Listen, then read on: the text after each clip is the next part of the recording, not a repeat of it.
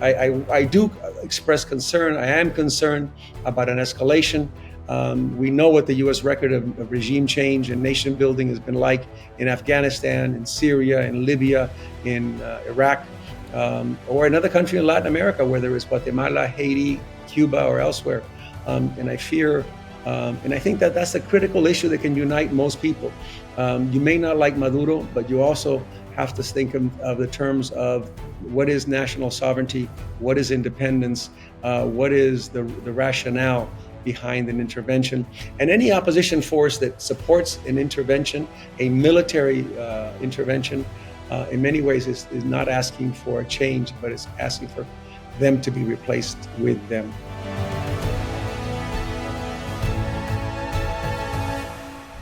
Hi, I'm John Kiriakou, and welcome to Deep Focus.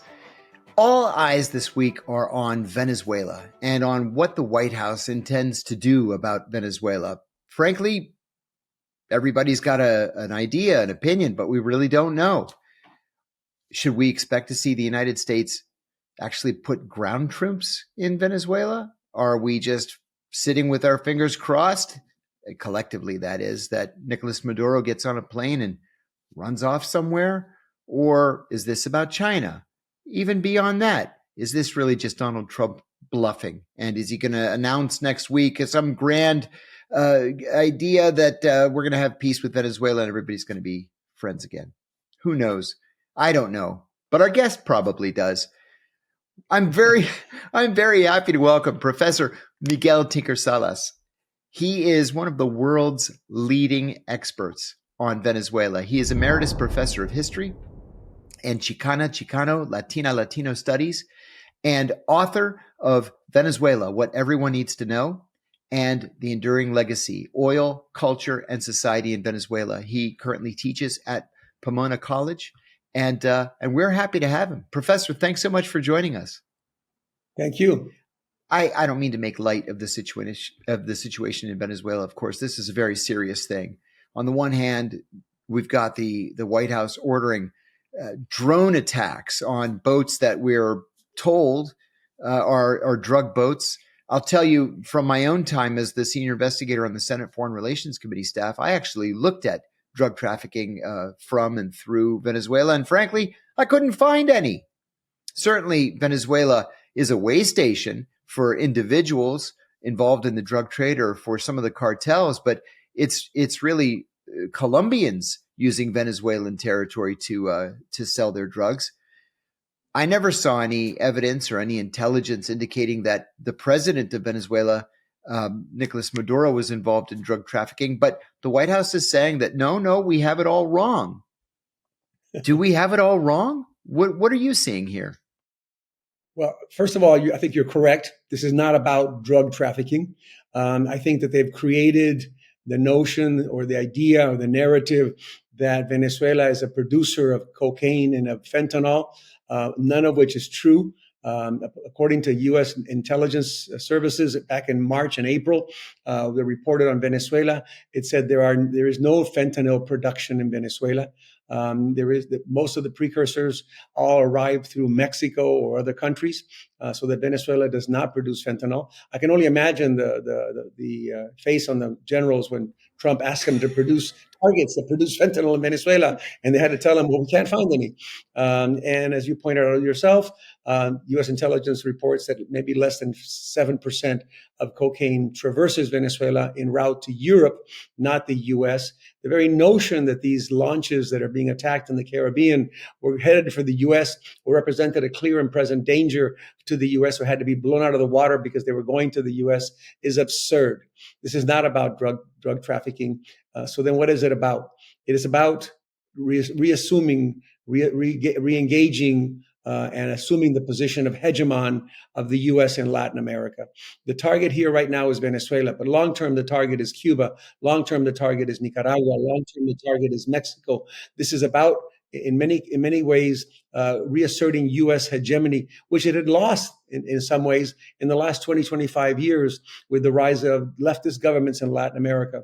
This is about China. This is about displacing China. On September 2nd, when the U.S. announces it is destroying boats in the Caribbean, China was investing $1 billion in oil production in Lake Maracaibo to try to reactivate wells that have been left behind 20 or 30 years ago. So this is not about drugs. This is about a change in government. This is about reasserting U.S. hegemony in the Caribbean and in Latin America as a whole, where China is the dominant economic exchange for most of South American countries. So again, this is not about drug trafficking. You know, it was always my understanding. I'm not an oil analyst, so please feel free to correct me and ridicule me if you'd like. But it was always my understanding that while Venezuela is sitting on an ocean of oil, it's a very dirty, very high sulfur content kind of oil, and that you need a specialized refinery in order to take the sulfur out of the oil, and that those refineries exist in South Texas. That's why even when our political relationship with Venezuela wasn't always the best, we had very strong economic ties. It was all based on this oil and the refining of the oil. Then a couple of years ago, it was during COVID, the Chinese announced that they would build a specialty refinery in the Caribbean on one of the islands. Is that true? And if it's true, is that a threat to, I'm going to call it American control over Venezuela's oil, that the Venezuelan oil wouldn't be refined any longer in the United States? Well, it hasn't been refined in the U.S. for a while. The sanctions killed that, didn't it? Except for the Chevron license, which is about 100,000 barrels or 200,000 barrels a day. Chevron has a license. Interesting that while the ships are being blown up in the Caribbean, Chevron is still pumping oil in Venezuela. Interesting that while Trump has declared the no-fly zone, Trump has also requested that American planes bringing back returnees, Venezuelan returnees, would be accepted. So that's going on. But you're right. Venezuela has 303 billion barrels of oil. That's supposedly, but it's heavy crude. And heavy crude, as you pointed out, requires solvents and requires special mechanisms to process it into a sellable quantity. So heavy crude was good for heating oil, but it's heavy in sulfur, so it's not good for the gasoline production that we're so accustomed to with oil. So the U.S. in Houston, where all the refineries were at, is where you had the actual refining process. The Chinese began refining in their own country, so as did the Indians, who also began to produce oil or buy Venezuelan oil. So Venezuela, despite the sanctions, has been selling oil, but it's had to sell it at a discount because it has to go through a series of transshipments and masking boats where they're at and where they're going to and how they're getting there. So in that context, many countries have benefited from the sanctions by buying Venezuelan oil at a discount. But yes, undoubtedly, the larger issue here is that, yes, everyone says it's about oil, but they don't add what you added, which was the fact that it's heavy sulfur. It requires dilutants. So you have to buy those solvents from Algeria. You have to buy those solvents from the U.S. So there's that irony of dependence that goes even further. Venezuela is dependent on its oil production, its oil revenue, but it has to buy solvents to refine it and to make it actually sellable on the world market. Given Venezuela's efforts to cultivate new alliances during this very strange period in relations with the United States and what the United States is trying to force in the form of diplomatic isolation. And there's this threat of U.S. military action, of course. How do regional and global power dynamics shape the prospect for negotiation versus escalation? Is there any effort right now to try to talk the United States back? There was. In fact, Brazil, Qatar, other countries have been involved in a process of trying to establish negotiations. Maduro himself floated a couple of days ago that there was a deal underway that approved by the Chinese, but then Maduro had backed out. That could be black ops. We don't know if it's true or not. But there has been efforts at negotiation. In fact, the current crisis arose after the Biden administration negotiated certain conditions for elections in July of 2024, and those elections are the ones that now are the condition under which the Trump administration claims that Maduro is not the legitimate president, and that therefore they want regime change. But they wanted regime change before this. They wanted regime change back when in 2002, when the coup happened under George Bush, the son. They wanted regime change in 2015, when Obama declared Venezuela a clear and present danger to the U.S., even though, again, it didn't have a Navy or an Air Force that presented a challenge to the U.S. So it wasn't a clear and present danger. It was an effort by Obama to throw red meat at the conservatives when he was opening up relations with Cuba. So they wanted regime change in 2019 under Trump, when he established maximum pressure and recognized Juan Guaido as an interim president of Venezuela, along with 60 other countries, and mounted an offensive on the border with Colombia, claiming that they would see the ouster of Maduro. They wanted regime change in 2019 when there was a coup by Guaido and Leopoldo Lopez against him. They wanted regime change in 2020 when there was a former Green Beret who proceeded to try to carry out a coup in Venezuela. So again, the idea of regime change is not new. The context for it has changed. Now it's under the auspices or under the umbrella of narco-terrorism, because if you declare narco-terrorism, you create the context in which the U.S. claims to have the legitimate authority to intervene in Venezuela, which it does not have. You know, I'm going to ask you a question that may sound rhetorical. It's actually not rhetorical. I really mean it. I was having a conversation earlier today with a friend who noted the use of these made-up terms, and we were laughing about the term Islamofascism, which the Bush administration tried to make widespread in its use around 2005. It didn't catch on, and people don't use it anymore. It turned out to be a talking point from the Republican National Committee that had come from a PR firm. But the term narco-terrorism, to me, sounds like it is coming from a PR firm. If you look at the word terrorism, it is the attempt to effect political change by instilling terror among the civilian population. So what is narco-terrorism? The words don't even make sense when they're put together like that. What are we supposed to take from this vis-a-vis Venezuela? It sounds like an oxymoron. Yeah, it does. The reality is that with the war on terror after 9/11, the media and the narrative was the war on terror, the war on terror. The Trump administration has made an issue of the question of drugs. Here's an irony. They're talking about wanting to stop drugs, and yet they just gave a pardon to Juan Orlando Yes. Hernandez, the former president of Honduras, who actually was involved in drug trafficking, was convicted in a U.S. court, not by Biden, but by a jury that was selected, a federal jury that found him guilty of trafficking 400 pounds of cocaine into the U.S. That actually said, if I remember right, the quote, "I want to stuff cocaine up the Americans, the gringos' nose." I think that was the actual use of the term. So again, the narrative shifted when Trump gets into office the second term and wants to reapply maximum pressure on Venezuela. And the context becomes, it's part of the war on drugs. Yet there's no money for public health in the U.S. There's no money for addiction. There's no money for the things that might actually prevent drugs from having a market in the U.S. And never address the question of addiction in the U.S. or why people are using fentanyl or why they're using methamphetamines or why they're using cocaine. That's the reality. As long as there's a market in the U.S., and the U.S. is the largest market for illegal drugs in the world, there will be someone to supply it, whether it's Colombians or whether it's somebody else or whether it's Americans, because we tend to think of cartels only in Latin America. But what happens when those drugs cross the border? Someone is trafficking them. Someone is moving them. Someone is delivering them. There are cartels in the U.S. That's a good point. I had a podcaster ask me a question earlier today, and it was whether or not Nicolas Maduro had won the 2024 election.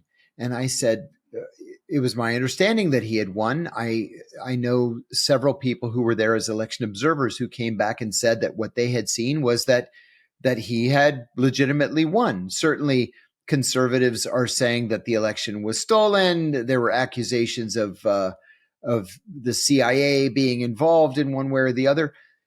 Do you believe Nicolas Maduro won the election? Is he the democratically elected leader of Venezuela? I think the fact that they failed to produce the actas, or the actual ballot regular from station to station, raises the doubt about the election. And that's the fundamental issue here. Now, the opposition claims that they have all the actas. I find that claim also to be problematic, because I just don't see any way that they actually have all the ballot records. Right. So I think there's a quandary here in terms of Maduro. The idea that some Macedonian hacker broke into the National Electoral Commission and stopped the counting of the ballots, I also found kind of ridiculous. I was there for the July 2024 elections myself. I walked through the entire process. I saw the process. People participated. There were hundreds of thousands of people on the streets waiting in line very diligently to vote. So I know that there was a strong participation. In some ballot areas, there was Maduro support. In some areas, he had no support whatsoever. So I think that in that context, the issue is complicated, problematic. But I think that if he had won cleanly, they would have provided the ballots. What is the role, I should say, of Venezuelans who are in the United States and will be returning to Venezuela, whether or not they want to? Maybe some are being expelled, maybe some decide to go back, whatever the situation may be. Are there enough Venezuelans? Are there enough anti-Maduro Venezuelans who might go back and change the outcome of the current political situation, or even democratically in the next election? There are 650,000 Venezuelans on TPS, temporary protective status. The Trump administration has withdrawn that. So here we have another interesting conundrum. That is, you are claiming the government is authoritarian in Venezuela. You're claiming that it's a dictatorial government, yet you want to send people back to that government. And again, the people who are the immigrants, the exiles, are constantly caught up in the middle here as pawns in a process, both by the opposition and the government. And in that sense, it's tragic. And it's difficult to rationalize, but they're also being caught up in this. The Venezuelan diaspora is millions. Yes. Venezuela was not a country that actually had migrated because of oil profits and because of the condition of the economy. There was poverty in Venezuela. Let's not kid ourselves. What gave rise to Hugo Chavez was the inequality. What gave rise to Hugo Chavez was the conditions that existed in Venezuela. That so-called pacted democracy. The people are fond talking about the richest country in Latin America that had poverty, and that had large numbers of people who were poor. And that system was corrupt, and that system is what caused the rise of an Hugo Chavez, and that is undeniable. But people tend to forget that. They want to rewrite the narrative. We want to go back to the past. We want to recapture that grandeur past. That doesn't exist anymore. The reality is much more complicated. But yes, there's another part of there. So there are many levels or layers to that exile community. Part of that exile community is the leadership of the opposition, right, that now reside in Madrid or in Miami and have Marco Rubio's ear. We hear Trump say they're opening up their insane asylums. They're opening up their jails. They're sending them all to the U.S. That's straight out of the opposition playbook. Coming from Maria Corina Machado, from her segment of the opposition, because again, there's also different segments to the opposition. There's Maria Corina Machado's group, González Urrutia, Leopoldo López, and others, and you have other members of the opposition, and not all of them support a U.S. intervention. I think it's important to highlight that there are different layers within that opposition itself. They may all be united by wanting to get Maduro out, but that doesn't mean they support a U.S. intervention. So again, to bring back to your question, part of the exile community is what has Marco Rubio's ear. He is their representative. He is their spokesperson. He is in many ways carrying forth their agenda, and in many ways is driving this policy. Let's talk about prospects for American intervention. I want to get your thoughts on what intervention might look like. You mentioned, for example, that Venezuela doesn't have an air force or a navy, It doesn't. No, it does have an Air Force and Navy, but it just doesn't have one that can compete with the U.S. That's what I mean. We send one aircraft carrier battle group there, and that is enough to defeat, I think, the Venezuelan Navy. But can you see things getting to that point? Already we know that here in the United States, there isn't going to be a congressional debate. There isn't going to be a declaration of war. There isn't even going to be a vote on the use of force. This is going to be a unilateral action taken by the White House. But what might that action look like? Can you envision troops on the ground in Venezuela? Or would troops on the ground really mean troops in Caracas? Or might we be seeing something more secret, a CIA action against the Venezuelan government? And even then, what would that look like? I don't think we're going to see boots on the ground. I don't see that actually happening. While doing my own research in Washington in the National Archives, the military archives, I found in 1946 a plan to invade Venezuela. I found another one in 1948 written by the military attaché, and it had all the conditions. It had ships coming in from the U.S. It had bases in Cuba and Guantanamo. It had bases in Panama, bases in Colombia, bases in Aruba, all of them contributing to an intervention. And then it also had the component of a large American expat community living in Caracas and living in Venezuela as the intermediaries for this invasion. And that again it had three plausible reasons. A foreign power has invaded Venezuela.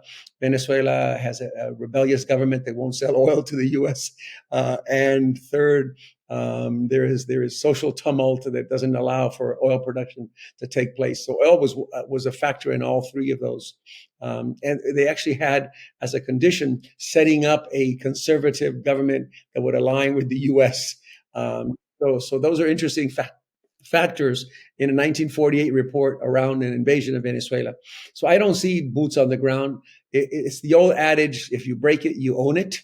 And if you're going to go into Venezuela, you have to think about what happens the day after. What happens? What do you do with the Venezuelan military that up until now has remained loyal to Maduro? What do you do with a political apparatus that up until now has remained loyal to Maduro and that is entrenched in every position of power within Venezuela? How do you replace that? How do you are able to create a context for governability? Can you govern? Will you descend into chaos? Will there be factions of the military creating territories that are theirs, oil-producing territories, and Maracaibo will fall under the control of a certain group, another territory under the Orinoco Basin? Those are all the challenges one needs to confront, because I don't think you flip a switch and all of a sudden you transfer a country from what has been a very complex authoritarian government into a so-called democracy without repeating the same process.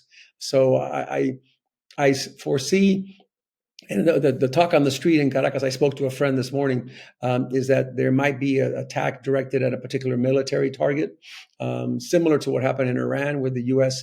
bombs the site and claims that it obliterated everything and that the issue has been resolved. But I do think that the flotilla has a lifespan. I don't think it's there forever. But I do think something important to highlight, if the larger issue is China, if the larger issue is the U.S. hegemony, that fleet will stay in the Caribbean for a long time and will be playing a role in the Caribbean for quite a long time. What do you see as the potential roles of countries like Colombia, for example, which until recently was joined at the hip with the United States militarily? It's different right now. Or Cuba, or China, Guyana, now that Guyana has found great wealth in new oil discoveries. And Trinidad and Tobago, That's right. Opening its bases for the U.S. military to practice, as they did during World War II. Mm-hmm. And the base was called the Gaza Strip, by the way. The military base in Trinidad, where the U.S. destroyers used to attack German submarines, was called the Gaza Strip. I think that we saw is the realignment. I would take your question and frame it this way. Why hasn't the U.S. looked for a multilateral force? Because it has opponents in Brazil. It has opponents in Colombia. It has opponents in Mexico. Countries that are not willing to join the U.S. and that under the Cold War and the Cuban Missile Crisis would have joined and did join the U.S. in trying to sanction Cuba with the missile crisis. And here, they're not. That speaks to the changes in Latin America that have happened in the last 20 years, where the U.S. is not the dominant power. That's why it relies on military power when it can't rely on political power or economic power. In that context, it's an important weakness that the U.S. is exhibiting in the context of Venezuela, as it tries to militarily muscle its way and affect regime change. So those are the countries that are the leading countries in the region. But again, there is a right-wing tendency in Latin America right now. We saw it in Argentina. We saw it in Ecuador with Noboa. We've seen it in other countries in Latin America. We see it with Guyana, because Guyana has a vested interest in its relationship with Exxon and maintaining its control over the oil deposits that it has found. So again, that's the background, that's the context in which we're dealing with and in which Venezuela is dealing with, and that in other circumstances might have seen a multilateral force aimed at Venezuela. Before we dive into the next segment, I'm going to do our very first commercial. So here goes. And here's something you may not be hearing about. While you're distracted by headlines, a real transformation is underway, and that is the rise of the digital dollar. 134 countries, including the United States, are developing central bank digital currencies. That means this: your transactions could be tracked, your spending controlled, your savings vulnerable to instant freezing if the government decides to do that. This is what the current public policy is moving forward.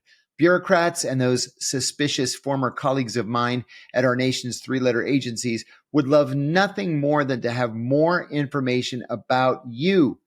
The government calls that innovation. We call it financial surveillance. American Alternative Assets has put together a free guide that shows you how to protect your retirement with physical gold. It's called The Digital Dollar Trap, and it's something every freedom-minded American should read. Inside the free guide, you'll discover how to protect yourself from government overreach with physical assets like gold and silver. Go to johnlovesgold.com right now to get your guide totally free. Again, that is johnlovesgold.com, because the dollar is going digital and you are going to need something real. Our first ever commercial. Okay, back to the important thing. I wanted to go a little farther afield if I could. You're such a well-known expert in this region that I wanted to ask about Venezuela's current relationship with Mexico. Mexico, of course, has oil. Venezuela is awash in oil. Historically, they have had generally good relations over the years. It ebbs and flows like relations do between any two countries.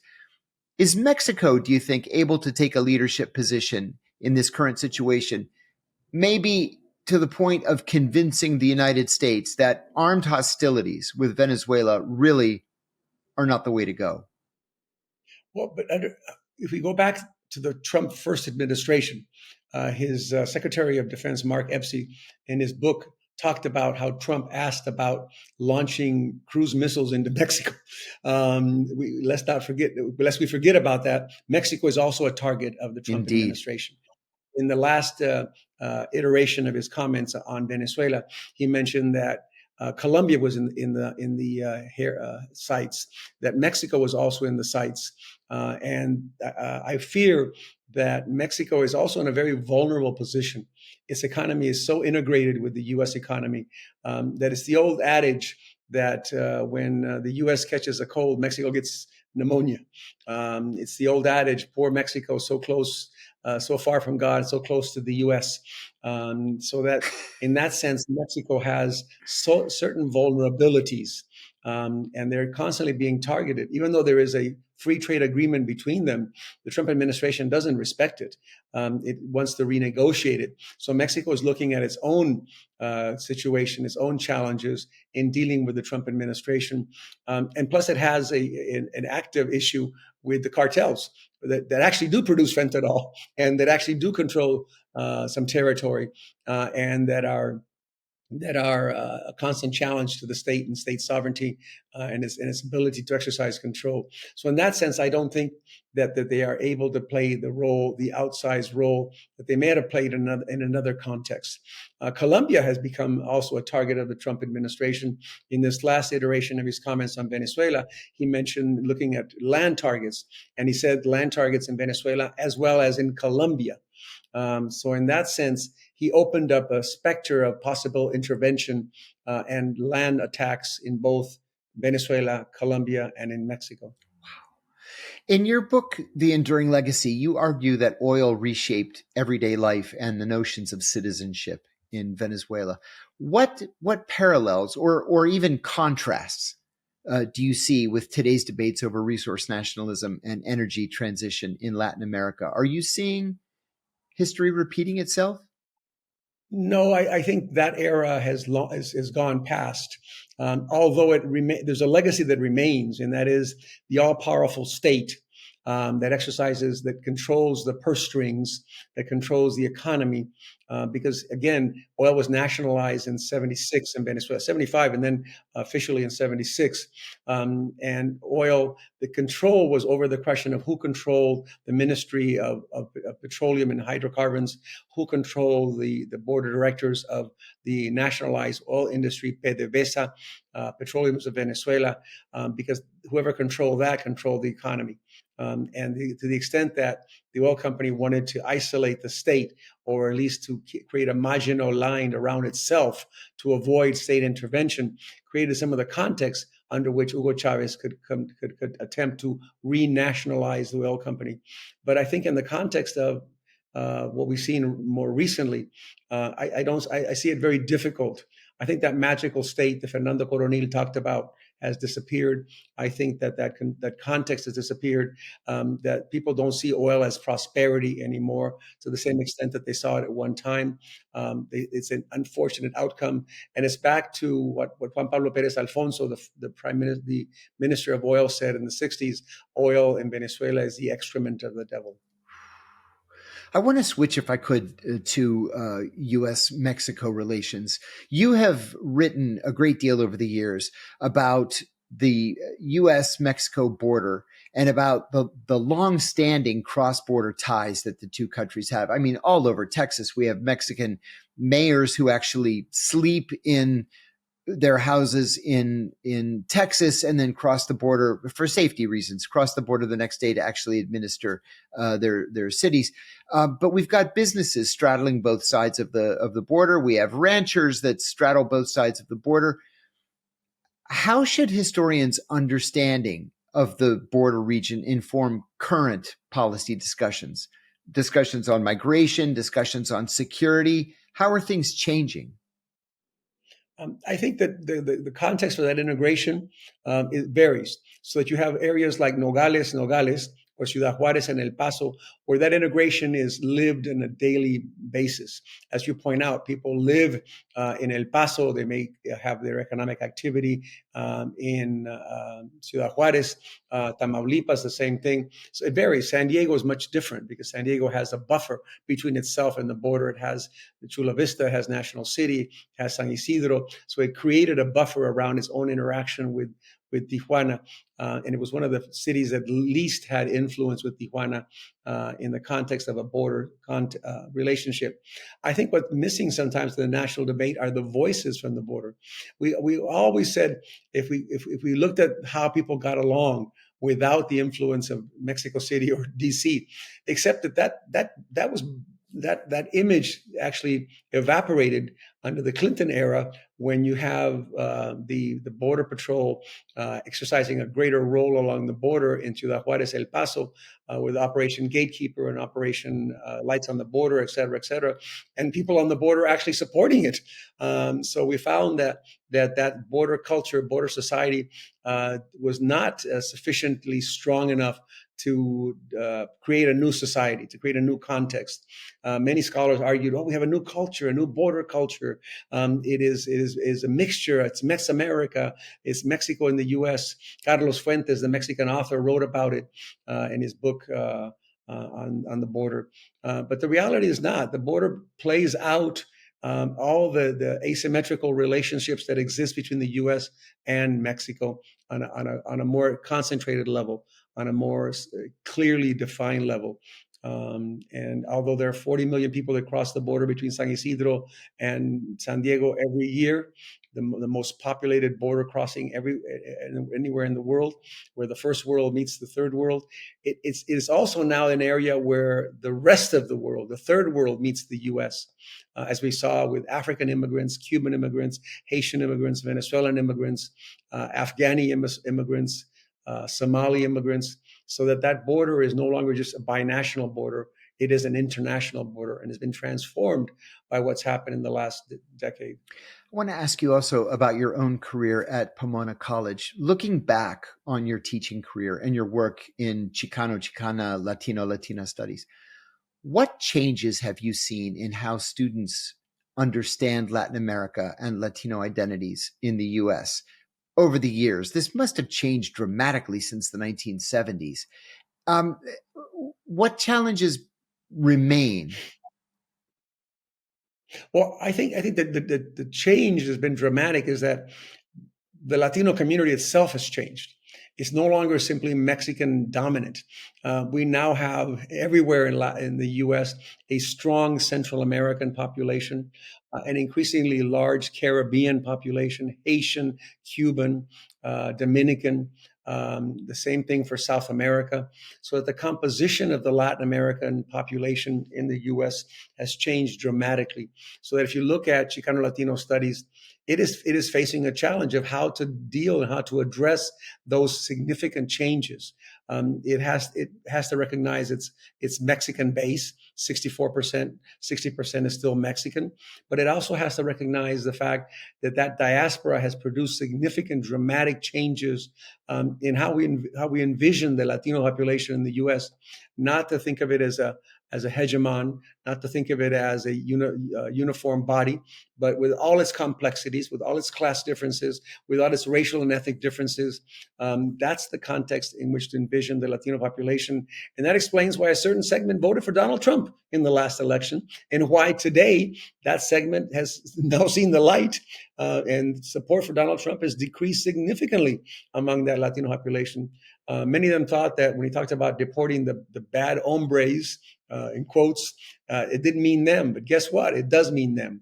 As we saw with that young student in Boston traveling to Texas to visit her parents for Thanksgiving, who was deported within 2 days and is now in Honduras, even though she had a protective order.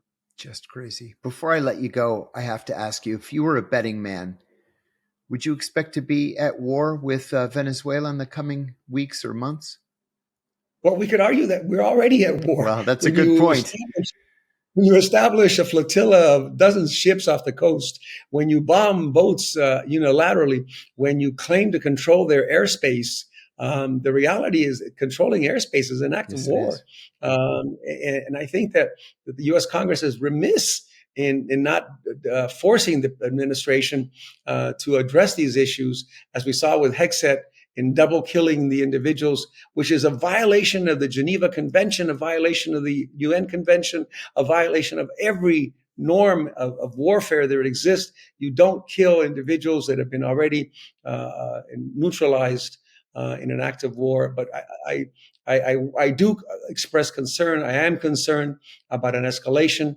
We know what the U.S. record of regime change and nation building has been like in Afghanistan, in Syria, in Libya, in Iraq, or another country in Latin America, whether it's Guatemala, Haiti, Cuba, or elsewhere. And I fear, and I think that that's a critical issue that can unite most people. You may not like Maduro, but you also have to think of the terms of what is national sovereignty, what is independence, what is the rationale behind an intervention. And any opposition force that supports an intervention, a military intervention, in many ways is not asking for a change, but is asking for them to be replaced with them. Professor Miguel Tinker Salas, thank you so much for joining us. Professor Salas is Emeritus Professor of History and Chicano, Chicana, Latino, Latina Studies, and author of 2 books, Venezuela, more than 2 books, but 2 books on point here, Venezuela, What Everyone Needs to Know, and Enduring Legacy, oil, culture, and society in Venezuela. Thank you so much for being with us.